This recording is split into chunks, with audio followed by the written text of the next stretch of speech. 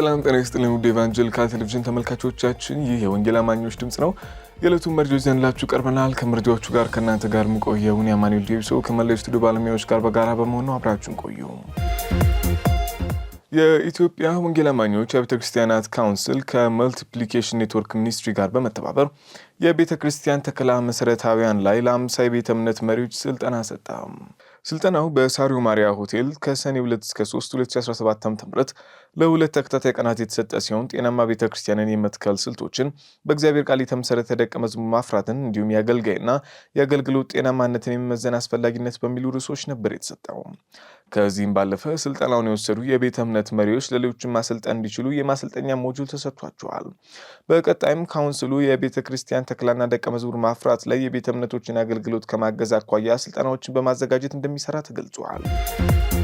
በቀል በቀለኛውን ያጠፋዋል በሚል ርዕስ የተዘጋጀው የፓስተር ጻድቁ አብዶ መጽሐፍ ለምርቃት በቃ። ባልደረባችን ቤተልሔም ደረጀ እንደሚከተሉ ታቀርበዋለች። ሰኔ 8 ቀን 2017 ዓ.ም በቀል በቀለኛውን ያጠፋል በሚል ርዕስ የተዘጋጀው የኢትዮጵያ ወንጌል አማኞች ቤተክርስቲያናት ህብረት በፕሬዝዳንት በፓስተር ጻድቁ አብዶ የተጻፈው መጽሐፍ በአድዋ መታሰቢያ ሙዚየም ተመረቀ።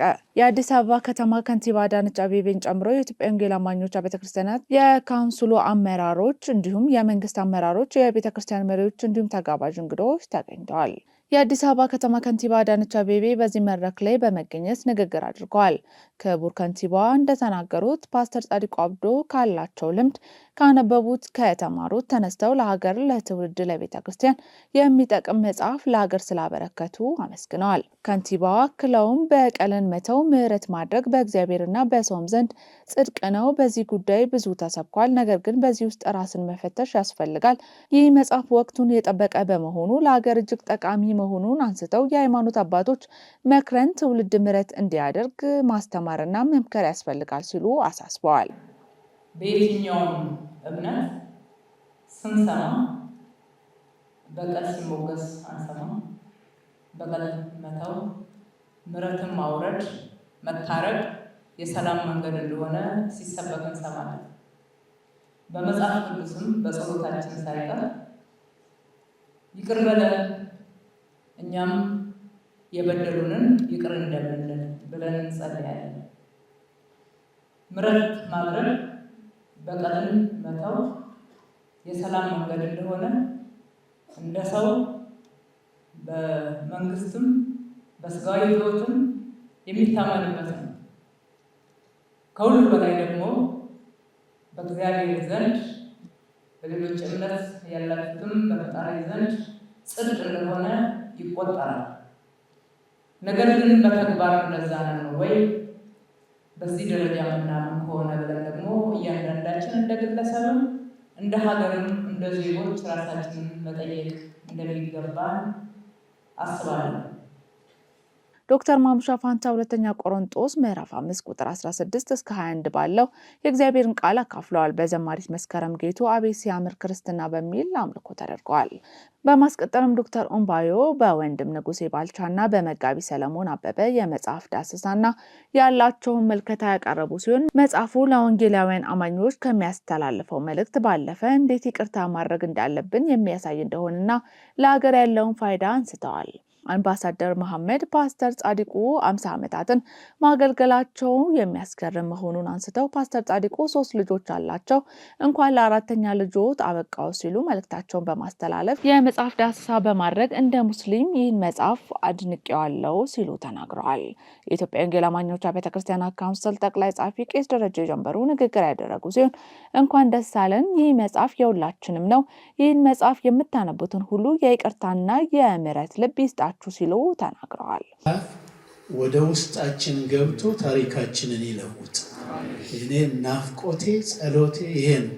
የሚያነቡ ሁሉ በቃ ብለው ከበቀልና ከተለያየ ክፉ ነገር ራሳቸውን እጃቸውን የሚሰበስቡበት ዘመን ያድርግልን።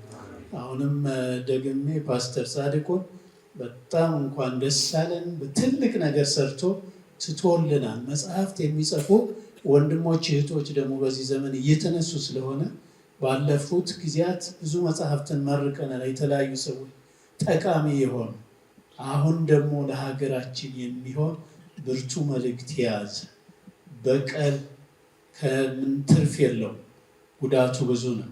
ይህን ደግሞ ከኢትዮጵያውያን ለኢትዮጵያውያን የሚያስተምር አለ ብዬ አላስብም። ታሪካችን ይናገራል። ያን ማንበብ ብቻ ነው። አንዳንዶቻችን ብዙውን ዘመን ደግሞ አልፈንበታል። እስካሁን ምን ተገኘ?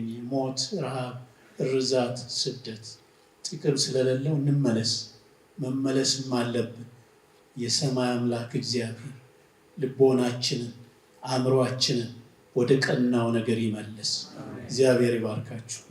የኢትዮጵያ ሃይማኖት ተቋማት ጉባኤ ጠቅላይ ጻፊ ሊቀ ትጉሃን ቀሲስ ታጋይ ታደለና የኢትዮጵያ ካቶሊክ ብፁዕ ካርዲናል አቡነ ብርሃነ ኢየሱስ የእንኳን ደስ አላችሁ መልእክታቸውን አስተላልፈዋል። ፓስተር ጻድቁ በዚህ ሁሉ ውስጥ የረዳቸውን እግዚአብሔርን በማመስገን በዚህ ስራ ላይ የተሳተፉትና በዚህ የምረቃ ስነ ስርዓት ላይ የተገኙትን በሙሉ አመስግነዋል። የመጣችሁ ሁሉ በዚህ ስፍራ የተገኛችሁ አክብራችሁን የተገኛችሁትን ሁሉ ከልብ አመሰግናለሁ። የዚህ መጽሐፍ መታሰቢያነት ከበቀል ጋር በተያያዘ ልዩ ልዩ ምክንያቶች በተለያዩ አካላት ስነ ልቦናዊ፣ አካላዊ፣ ህሊናዊ፣ ማህበራዊ፣ ሞራላዊና መንፈሳዊ ጉዳት ለደረሰባቸው የሰው ልጆች በሙሉ እንደሆነም ተነግሯል። የኢትዮጵያ ወንጌል አማኞች ቤተክርስቲያን የልጆች ስርዓተ ትምህርት የአሰልጣኙ ስልጠና ተሰጠ። ባልደረባችን ቤተልሔም ደረጃ ተጨማሪ አላት። የኢትዮጵያ ሙሉ ወንጌል አማኞች ቤተክርስቲያን የልጆች ስርዓት ትምህርት በሰሜን ማዕከላዊ ክልልና የሰሜን ምስራቅ ክልል ተወካዮችን ጨምሮ በደብረ ብርሃን ከተማ ለ3 ቀናት ሲሰጥ ቆይቶ ተጠናቋል። በስልጠናው የሰሜን ማዕከላዊ ክልል ፕሬዚዳንት መጋቢ ጌታቸው የመክፈቻና የማጠቃለያ ንግግር ያደረጉ ሲሆን 35 ሰልጣኞች በስልጠናው ተካፍለዋል። ስልጠናውን የሰጡት መጋቢ ኤርሚያስ ገብረ መድህንና ወንድም ሳሙኤል ሙሉጌታ ሲሆኑ በስልጠናው ማብቂያ የስርዓተ ትምህርት መጽሐፍ ስርጭትም ተከናውኗል። በቀጣይም በሌሎች የክልል ክላስተሮች ስልጠናውን ለመስጠት መታቀዱን ከአገልግሎቱ ክፍል ያገኘነው መረጃ ያመላክታል ስትል የኢትዮጵያ ሙሉ ወንጌል አማኞች ቤተክርስቲያን በማህበራዊ ትስስሯ ላይ አስፍራል። የመሰረተ ክርስቶስ ቀንን በማስመልከት የያቤሎ አጥቢያ በማገልገል ለደከሙ ወገኖች የእውቅና ሰርቲፊኬት አበረከተች። ባልደረባችን ቤተልሔም ደረጃ ተጨማሪ አላት። የመሰረተ ክርስቶስ ቀን በያቤሎ አጥቢያ በማገልገል ለደከሙ ወገኖች የእውቅና ሰርቲፊኬት ተበርክቶላቸዋል። ሰኔ 8 ቀን 2017 ዓ.ም በመሰረተ ክርስቶስ ቤተክርስቲያን የያቤሎ አጥቢያ የመሰረተ ክርስቶስ ቀን በዓልን ምክንያት በማድረግ በአጥቢያው ከምስረታው ጊዜ አንስቶ በብዙ ብርታትና ድካም በማገልገል ለደከሙ ወገኖች የእውቅና ሰርቲፊኬት ተበርክቶላቸዋል። እንዲሁም ከተመሰረተችበት ጊዜ ጀምሮ ያለው የቤተክርስቲያኒቷን ታሪክ መቅረቡ ተገልጿል። በዕለቱ አጥቢያው በዓሉን ምክንያት በማድረግ ለአንድ በጦር ሜዳ አካሉ ለተጎዳ ሰው የገንዘብ ድጋፍ ተበርክቷል። መረጃውን ከመሰረተ ክርስቶስ ማህበራዊ ትስስር ገጽ ላይ ያገኛል። ተመልካቾቻችን መረጃዎቻችን እንደቀጠሉ ናቸው። አሁን ደግሞ ከውጭ ሀገራት ወዳገኘናቸው መረጃዎች እናልፋለን። የሳውዘርን ባፕቲስት ኮንቬንሽን ሴቶች በመጋቢነት እንዲያገለግሉ የሚያግደውን ሕግ አነሳ። የሳውዘርን ባፕቲስት ኮንቬንሽን ላለፉት ዓመታት ዓመታዊውን ስብሰባ በተሰበሰበ ቁጥር ሴቶች በመጋቢነት ሚና ማገልገላቸው አጨቃጫቂ ሆኖ ሳይቀር አልፎ አያውቅም። ሴቶች በመጋቢነት ሚና ማገልገል እንዳይችሉ በማገድ የሚታወቀው የሳውዘርን ባፕቲስት ኮንቬንሽን በዚህኛው ዓመት ስብሰባው ግን ውሳኔውን ለመቀልበስ ተገደዋል። በባለፈው ዓመት በተደረገው ድምፅ የመስጠት መርሃ ግብር ላይ 2/3 ድምፅ በማግኘት ሴቶች በመጋቢነት እንዲያገለግሉ ለማድረግ የተደረገው ጥረት ለጥቂት ነበር ሳይሳካ የቀረው። በዳላስ ቴክሳስ በተካሄደው በዚህ ዓመት ስብሰባ ረቡዕ ከሰዓት ድምፅ የመስጠት መርሃ ግብር ተካሂዶ ነበር። ከቀረቡት አጀንዳዎች መካከል አንዱም በሳውዘርን ባፕቲስት ኮንቬንሽን አንቀጽ 3 ላይ የተጠቀሰውንና ሴቶች በመጋቢነትና በቤተ ክርስቲያን ሽማግሌነት እንዲያገለግሉ የሚያግደውን ሕግ እንዲሻሻል የሚጠይቅ ነው። የሳውዘርን ባፕቲስት ኮንቬንሽን የእምነትና መልእክት መግለጫ በመጋቢነት ቢሮ ማገልገል የሚችሉት ወንዶች ብቻ እንደሆኑ የሚያስረዳ ነበር። ይህን ለማሻሻል የተደረጉት ጥረቶችም እስከዚህኛው ዓመት ድረስ 2/3 የጉባኤ ድምፅ ማግኘት ስላልቻሉ አልተሳኩም ነበር። በዚህም አማካኝነት ነበር ሴቶችን በመጋቢነትና በቤተ ክርስቲያን ሽማግሌነት የሾሙ የኮንቬንሽኑ አባላት እንዲታገዱ ይደረግ የነበረው። 1800 የሚሆኑ የኮንቬንሽኑ አባል ቤተ እምነቶችም ሴት መጋቢዎችን እንደሾሙ ይገምታል። በባለፈው ዓመት በኢንዲያናፖሊስ ኢንዲያና በተደረገው ስብሰባም 60% የሚሆኑት የኮንቬንሽኑ አባላት ሕጉ እንዲሻሻል ድምፅ ሰጥተው ነበረ። የቀድሞ የኮንቬንሽኑ ፕሬዚዳንት የሆኑት ፕሬዚዳንት ጄዲ ግሬሪ የሕጉ መሻሻልን ተቃውሞ የነበረ ሲሆን ጥበብ የጎደለውና አስፈላጊ ያልሆነ ሲሉም ነቅፈውታል። ሆኖም በዚህ ዓመት በተደረገው ምርጫ ሕጉ እንዲሻሻል የሚያስችለው በቂ ድምፅ የተሰጠ ሲሆን በዚህ ምክንያት በኮንቬንሽኑ ስር ያሉ ሴት መጋቢያንና አመራሮች የተሰማቸውን ደስታና ምስጋና እያንጸባረቁ ይገኛሉ። መረጃውን ከክርስቲያን ፖስት አገኘ ነው። ተመልካቾቻችን ለዛሬ ከያዝናቸው መረጃዎች ወደ መጨረሻው ስናልፍ ክርስቲያኖች በዓለም ብዛት ውስጥ ያላቸው ድርሻ እየቀነሰ መምጣቱ ተገለጸ። በፒው ሪሰርች ሴንተር የወጣው ሪፖርት ክርስትና በዓለማችን ብዙ ተከታዮችን በማፍራት እስካሁን የአንደኝነት ደረጃ ላይ ቢገኝም እያደገ በመጣው የዓለማችን የሕዝብ ቁጥር ውስጥ ያለው ድርሻ እየቀነሰ መምጣቱን ገልጿል። ይህም የሆነበት ቀዳሚ ምክንያት ብዙ ሰዎች ከእምነቱ ራሳቸውን እያገለሉ በመምጣታቸው እንደሆነ ሪፖርቱ አስነብበዋል። 2700 መረጃ የማሰባሰብ ሂደቶችን ያካተተው ጥናት ከፈረንጆቹ 2010 እስከ 2020 ድረስ በዓለማችን የክርስቲያኖች ቁጥር በ121.6 ሚሊዮን በማደግ 2.3 ቢሊዮን ገደማ መድረሱን ያሳውቃል። ይህም በ2020 ከነበረው 7.8 ቢሊዮን የዓለማችን ሕዝብ ቁጥር አንጻር 28.8 በመቶ ማለት ነው። ይህም በ2010 ከነበረበት የሕዝብ ብዛት ድርሻ በ1.6 በመቶ የቀነሰ ነው። በሌላ በኩል እስልምና በእነዚህ 10 ዓመታት ውስጥ በ347 ሚሊዮን በማደግ የተከታዮቹን ቁጥር ወደ 2 ቢሊዮን ማሳደጉን ጥናቱ አመላክቷል። ይህም ከዓለም ሕዝብ ቁጥር ያለው ድርሻ በ1.8 በመቶ በመጨመር 25.6 በመቶ በማድረስ በዓለማችን ላይ በፍጥነት በማደግ አንደኛ ደረጃ የያዘ እምነት ሆኗል። ታዲያ የክርስትና እድገት እየቀነሰ መምጣት ምክንያት ተደርጎ በጥናቱ የተቀመጠው ብዙ ሰዎች ክርስትናን ከመከተል እያፈገፈጉ መምጣታቸው ነው። በክርስቲያናዊ ማህበረሰብ ውስጥ የሚያድጉ ሰዎች ቁጥር እየጨመረ ቢመጣም ከክርስትና ወደ ሌላ እምነት የሚሸጋገሩ ሰዎች ቁጥር ክርስትናን እንደ አዲስ ከሚቀበሉ ሰዎች ቁጥር ይበልጣል። ክርስትናን የሚክዱ አብዛኛው ሰዎችም ወደ ሃይማኖት የለሽነት የማምራት እድላቸው ከፍተኛ ነው።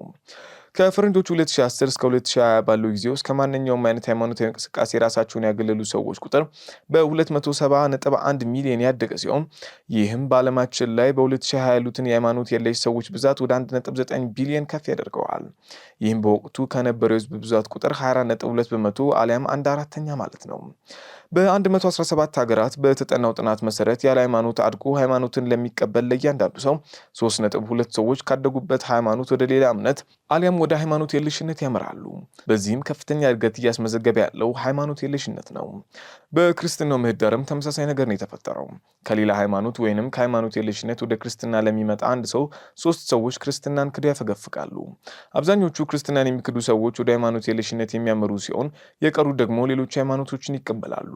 ቻይና በሃይማኖት የለሽነት በዓለም ደረጃ አንደኛ ላይ የምትቀመጥ ሲሆን በ2020 90 በመቶ የሚሆኑት ዜጎቿ ማለትም 1.3 ቢሊዮን ቻይናውያን ሃይማኖት የለሽ እንደነበሩ አሃዛዊ መረጃዎች ያሳያሉ። በቀጣይነት የምትቀመጠው አሜሪካ ስትሆን በ2001 101 ሚሊዮን ዜጎቿ ሃይማኖት የለሽ እንደነበሩ መረጃዎች ያሳያሉ። ይሄ በ2010 ከነበረው አሃዝ በ97 በመቶ አሊያም እጥፍ ሊባል በሚችል ደረጃ ያደገ ነው። በዚህም ምክንያት አፍሪካ በዓለማችን ብዙ ክርስቲያኖች በመያዝ ግንባር ቀደም አህጉር ሆናለች። 30 በመቶ የሚሆኑት የዓለማችን ክርስቲያኖች ከሳራ በረሃ ደቡባዊ በኩል በሚገኙ ሀገራት ይገኛሉ። ወደ 120 ሀገራት አብዛኛዎቹ ዜጎቻቸው ክርስቲያኖች ቢሆኑም ለክርስትና እምነት ሃይማኖት የለሽነት ትልቅ ተግዳሮት እየሆነ መምጣቱ ተነስቷል።